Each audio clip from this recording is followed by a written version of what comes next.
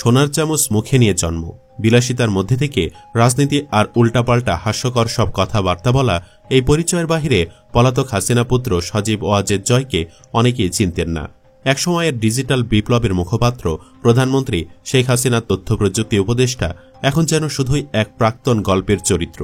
আলোচনার কেন্দ্রে একটি ছবি, ভাঙ্গা চেহারা, এলোমেলো চুল, বিবর্ণ পোশাক। সম্প্রতি সামাজিক যোগাযোগ মাধ্যমে ভাইরাল হওয়া একটি ছবিতে দেখা গেছে ১,৫০০ কোটি টাকার আবিষ্কারের দাবিদার জয় আর আগের মতো আলো ছড়ান না।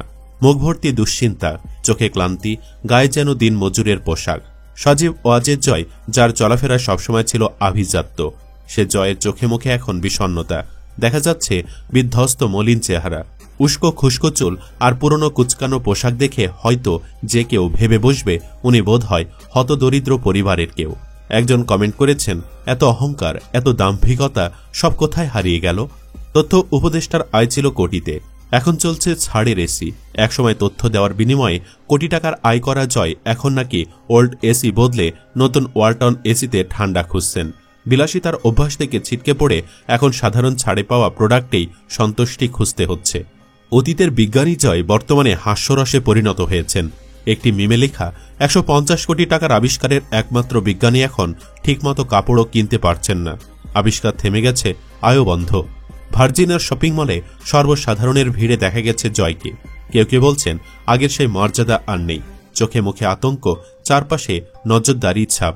ছবিটির ক্যাপশনে কেউ কেউ রসিকতা করে লিখেছেন ১,৫০০ কোটি টাকার বিজ্ঞানী, যার কোনো আবিষ্কার নেই।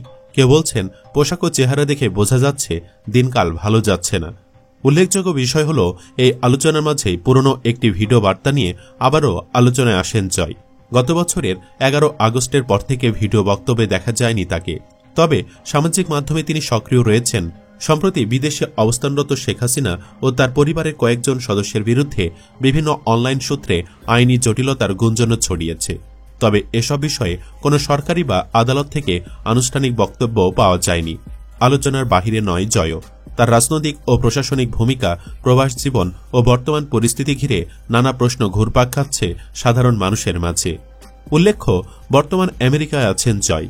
সেখানে থেকে ইউনূস সরকারের বিরুদ্ধে বিভিন্ন গুজব ছড়ানো ছাড়া আর কোনো কাজ নেই তার। এর আগে গণ অভ্যুত্থানে ক্ষমতাচ্যুত হাসিনার পুত্র জয় তার পোস্টে একটি ওয়েবসাইটের লিঙ্ক শেয়ার করে দাবি করেন ওয়েবসাইটটি প্রধান উপদেষ্টার প্রেস সচিব শফিকুল আলম এবং জুলাই আন্দোলনের কয়েকজন সমন্বয়কের ক্রিপ্টোকারেন্সি এক্সচেঞ্জ প্ল্যাটফর্ম বাইন্যান্স অ্যাকাউন্টের হিসাব প্রকাশ করে। এই পোস্টে দেওয়ার পর জয়কে অপতথ্যের জনক আখ্যা দেন অন্তর্বর্তী সরকারের প্রধান উপদেষ্টার প্রেস সচিব শফিকুল আলম।